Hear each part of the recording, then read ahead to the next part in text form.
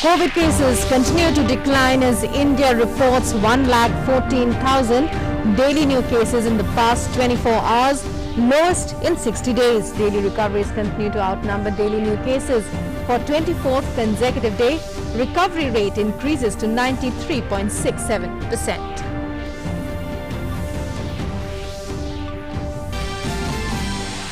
As COVID cases decline, Delhi and Maharashtra begin to unlock, markets and malls to reopen on odd-even basis, metro to start with 50% capacity in Delhi, whereas Maharashtra to adopt 5-level unlocking process from tomorrow. Tamil Nadu, Mizoram, Goa and Himachal Pradesh extend lockdown to further contain infections.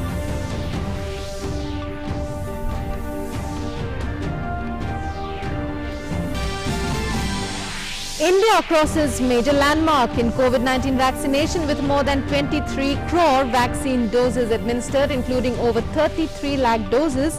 In the past 24 hours, more than 2 crore 77 lakh beneficiaries of age group 18 to 44 vaccinated so far.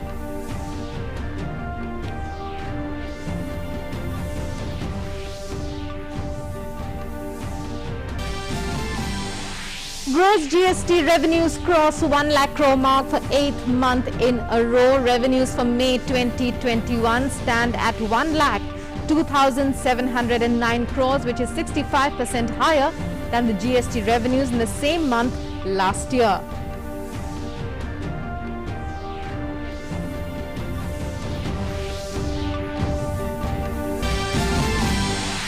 G7 reaches historic agreement to reform global tax system. Agree to back minimum global corporate tax rate of at least 15%. Move targeted at tax havens around the world.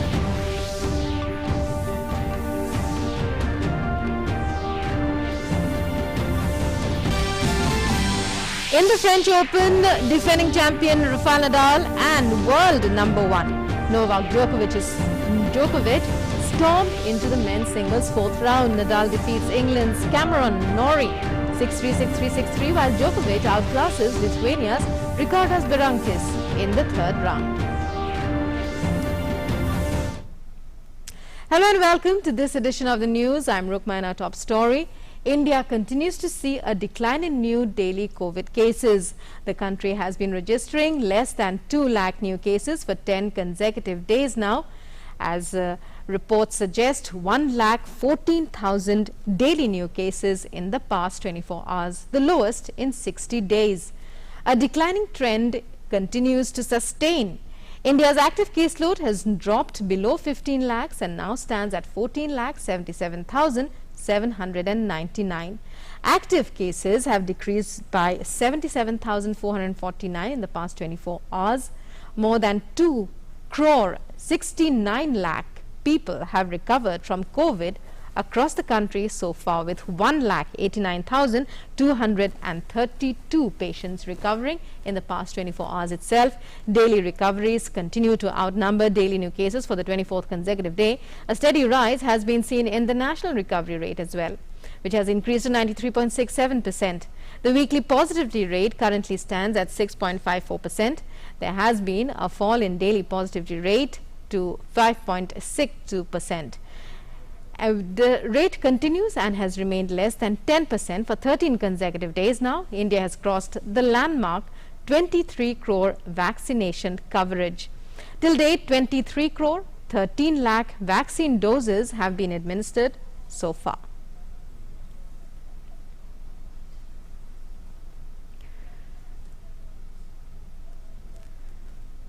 Testing capacity for COVID-19 has substantially been ramped up. According to the ICMR, that's the Indian Council of Medical Research, 36 crore 47 lakh 46,522 samples were tested up to the 5th of June, which includes 20 lakh 36,311 samples tested on Saturday, that's yesterday. And amid a decline in cases, many state governments and union territory governments have started relaxing lockdown rules. In national capital Delhi, markets and shopping malls will reopen from tomorrow onwards on the basis of an odd-even system. Private offices will also be allowed to function with 50% capacity. Delhi metro services will resume with a 50% capacity. Group A staff of government offices will be allowed to function with 100%, Group B with 50% staff. The Maharashtra government has also announced a decision to lift lockdown restrictions gradually from tomorrow through a 5-level unlock plan. Lockdown restrictions will be relaxed on the basis of COVID positivity rates and availability of oxygen beds in the state.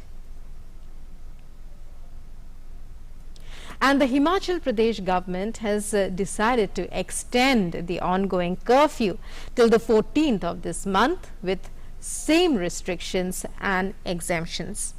State Cabinet chaired by Chief Minister Jayashankar Thakur took the decision on Saturday while reviewing the COVID-19 situation. The Cabinet has also decided to cancel Class 12 Himachal Pradesh board exams for this year in line with the CBSE. The Board of School Education in the state will devise a formula to award marks to students in line with CBSE. In case certain students are not satisfied with the results, they will be allowed to appear in a special examination to be conducted once the situation is conducive for the same. Tamil Nadu government has also announced the cancellation of Class 12 state board exams considering the current pandemic situation in the state. According to an official statement, a committee headed by School Education Department Principal Secretary will be set up to decide on awarding marks to students based on recommendations. Marks would be awarded to them. Meanwhile, the lockdown in the state has been extended for another week till the 14th of June. The state government has also eased lockdown curbs in many districts. The Bihar government has given an ex gratia of 4 lakh rupees each to the next of kin of 3,727 people who died due to COVID in the state. This ex gratia is being given under Chief Minister's Relief Fund. State Health Minister Mangal Pandey said 5,340 people have so far died due to COVID in the state so far. He further added that DMs of all districts have been instructed to furnish details about those who died due to COVID infections in Bihar. And the Council of Scientific and Industrial Research CSIR in collaboration with Lakh Life Sciences has initiated phase 2 clinical trials with antihelmenetic drug niclosamide for treatment of COVID-19. The trial is a multicentric phase 2 randomized open-label clinical study to evaluate efficacy, safety and tolerability of niclosamide for the treatment of hospitalized COVID-19 patients. Niclosamide has been extensively used in the past for the treatment of tapeworm infection in adults and children. The safety profile of this drug has been tested over time and has been found safe for human consumption at different dosage levels. In a bid to expand youth participation in the fight against COVID-19, UNICEF has initiated a Young Warrior movement. Started in collaboration with the central government, it aims to enable participation of 50 lakh youngsters in spreading awareness about COVID across the world. Here's more in this report. These youngsters providing aid to those in need during this time of COVID-19 pandemic are part of the Young Warrior movement initiated by UNICEF in coordination with the Ministry of Sports and Youth Affairs. Young Warrior movement aims to enhance participation of youth in the fight against COVID-19 pandemic. The target is to involve 50 lakh youngsters for this nationwide movement. We saw a great urge and an urgent need for an initiative that gave space for young people to contribute, to learn, and lead a movement that would help us cope with the crisis we face. Now, young people, the Ministry of Youth Affairs, Ministry of Health and Family Welfare, Yuva and UNICEF, together with the support of over 950 coalition partners across government, civil society, UN agencies, and private sector, have activated Young Warrior, a pan-India movement to engage 5 million young people. Youngsters involved in this movement will have to raise awareness among at least 10 people of their family or neighborhood. Thus, the aim is to spread awareness among 5 crore people and keep them well informed on COVID-19. During the second surge of the pandemic, These youngsters not only raised consciousness and got people registered for vaccination, but also delivered oxygen cylinders, medicines and ration, especially to deprived sections. हमने युवाओं का एक समूह इकट्ठा किया, फिर उसके बाद उन्हें टीम्स में डिवाइड करके एक एक इशू पे काम करना शुरू किया। फॉर एग्जांपल ऑक्सीजन सिलेंडर्स के लिए कोई और बात करता था, बेड फैसिलिटीज़ को कोई और डील करता था, इसके अलावा मेडिसिन या फूड, ब्लड एंड ऑल सारी चीज़ों के लिए अलग अलग टीम काम कर रही थी। लगातार ग्राउंड से वेरीफाइड और रेलेवेंट इन्फॉर्मेशन कलेक्ट करके सोशल मीडिया के थ्रू उसको लोगों तक पहुँचाना। कक्षा 10 के बच्चे जो पढ़ नहीं पा रहे थे, उनके लिए एक्सपर्ट टीचर के साथ मिलकर एक योजना बनाई थी कि बच्चे पढ़ सके, और हमने ऐसे लेक्चर्स बनाए कि बच्चे रेडियो सुनते सुनते ही पढ़ने लगे थे। More than 1,300 government and non-government organizations like CBSE and AICTE have extended their support to Young Warrior movement. Youngsters can connect to this movement via WhatsApp, Telegram and Facebook. They can also become part of this movement by giving a missed call on 080-660-19225. Nishant Saurabh's report, DD India. Prime Minister Narendra Modi has extended warm greetings on the occasion of the 24th day of BIMSTEC. PM Modi acknowledged the progress made by the grouping on several fronts in recent years and stressed on the need to continue to work together in the fight against the pandemic. The Prime Minister commended Sri Lanka, the current chair of BIMSTEC, for providing able leadership during this time. PM Modi welcomed the new Secretary General of BIMSTEC, Tenzin Lekphel from Bhutan, appreciating the important role being played by the Secretariat of BIMSTEC in the effective coordination of the organization's activities. External Affairs Minister Dr. S. Jayashankar also extended greetings on the occasion. Dr. Jayashankar in a tweet said, and I quote, on hashtag BIMSTEC Day, underlined the enormous potential of Bay of Bengal cooperation, realizing that helps bridge South and Southeast Asia, will also contribute to our Act East and Indo-Pacific policies.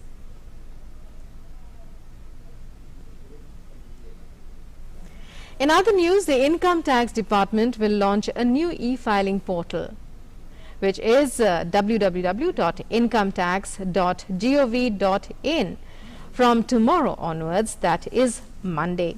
The new e-filing portal is aimed at providing taxpayers convenience and a modern, seamless experience. The Finance Ministry said the new taxpayer-friendly portal, integrated with immediate processing of income tax returns and quick refunds to taxpayers. All interactions and uploads or pending action will be displayed on a single dashboard for follow-up action by taxpayers. It also said that free of cost ITR preparation software available with interactive questions to help taxpayers. The ministry said taxpayers will be able to proactively update their profile to provide certain details of income, including salary, house, property and profession, which will be used in pre-filling their ITR. The Finance Ministry further says the new tax payment system will be launched on the 18th of June after the advance tax installment date to avoid any taxpayer inconvenience. The mobile app will also be released subsequent to the initial launch of the portal to enable taxpayers to get familiar with the various features.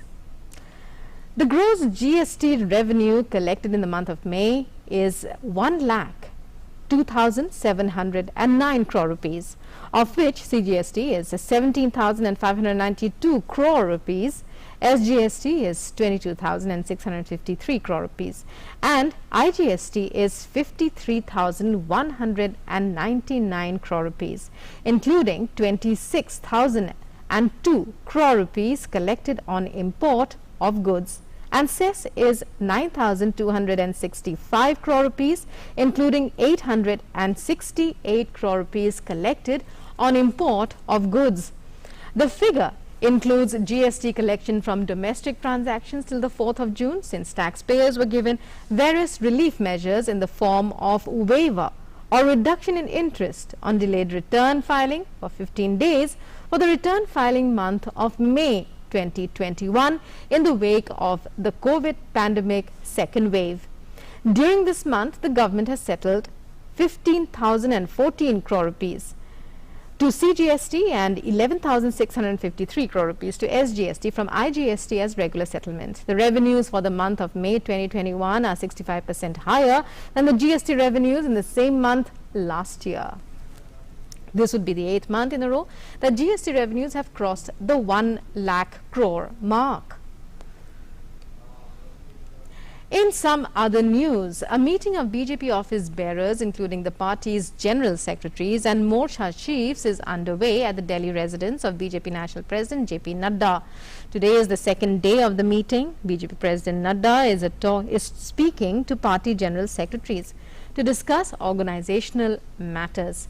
Discussions are underway with party's key office bearers on the work undertaken by the party during the second wave of the corona pandemic. After the poll results in 5 states, this is the first meeting of the BJP chief with party general secretaries and organizational office bearers.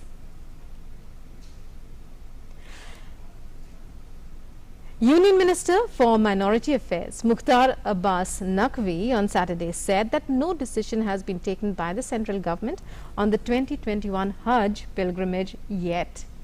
The Minority Affairs Minister said Hajj will depend on the decision of the Saudi Arabian government. He further added that Prime Minister Modi has said that India will stand by the side of the Saudi government in its decision amid the ongoing COVID-19 pandemic. Last year, Hajj was cancelled.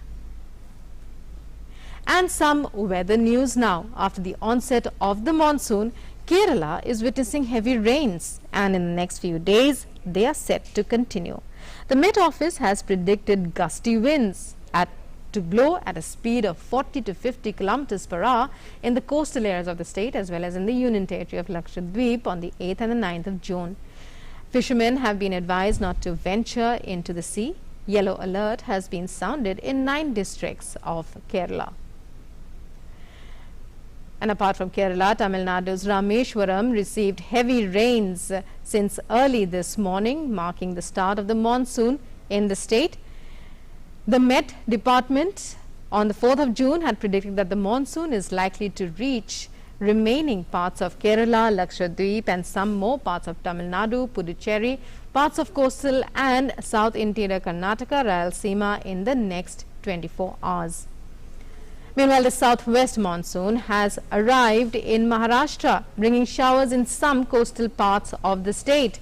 The monsoon is progressing as expected. It has officially reached Harnai port in coastal Ratnagiri district, and its actual line is spread till Solapur and some parts of Marathwada, followed by parts of Telangana and Andhra Pradesh. It is expected to bring showers to these regions. Conditions are favorable for further advancement of the monsoon. According to the Met Office, the southwest monsoon is expected to cover parts of Odisha, Jharkhand, West Bengal and Bihar by the 15th of June. And in international news, a group of the world's richest nations reached a landmark deal on Saturday to close cross-border tax loopholes used by some of the world's biggest companies to evade taxes.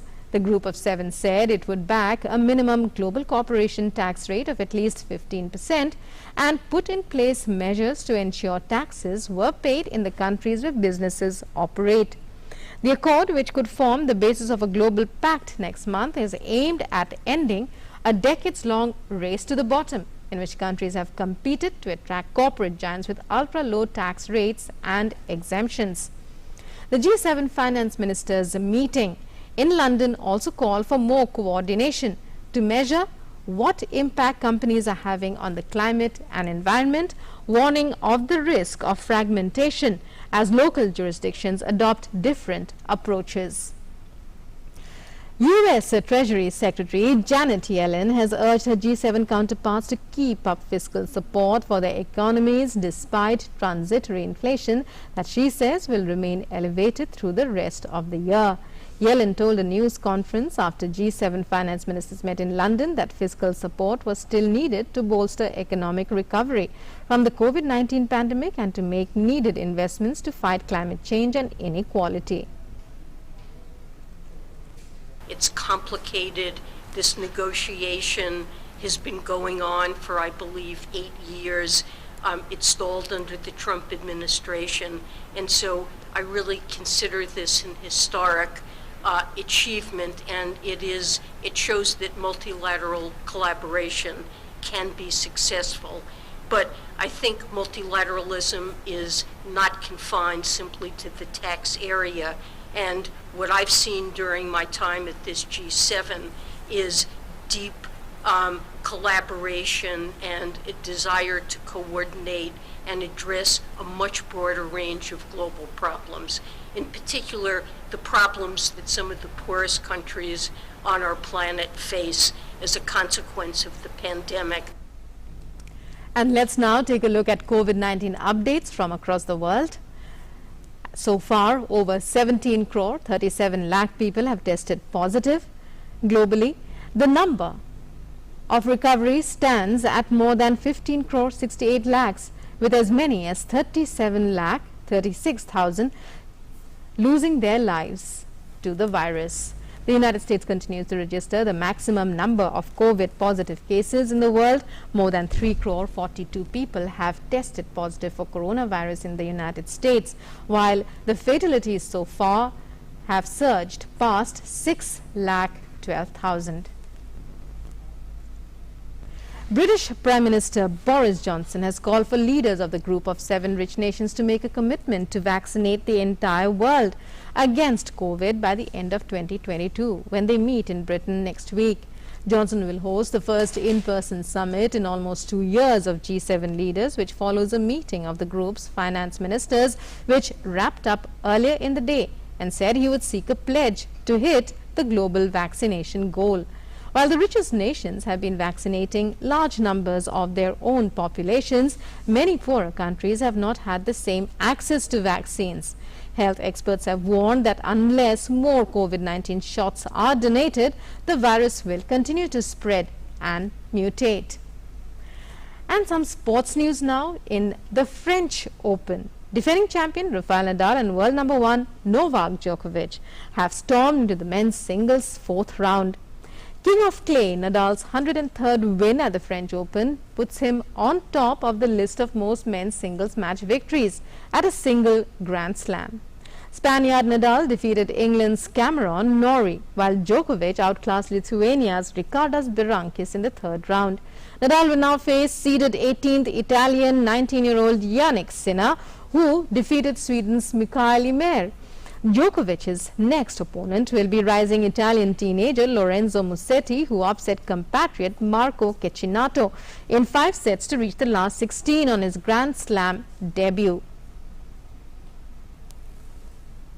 Meanwhile, Roger Federer has reached the last 16, defeating Germany's Dominik Koepfer. The 39-year-old 20-time Grand Slam champion lacked his usual zip against the tenacious Koepfer, but slogged his way to victory. Number 5 seed Stefanis Tsitsipas also entered the 4th round. In the women's draw, defending champion Iga Swiatek overcame a sluggish start to book her place in the last 16 with a victory over Estonian Anna Kontaveit. 4th seed Sofia Kenin rallied from a set down to book a place in the last 16, defeating fellow American Jessica Pegula. And with that, it's a wrap on this edition of the news. News and updates continue on DD News and DD India. Namaskar.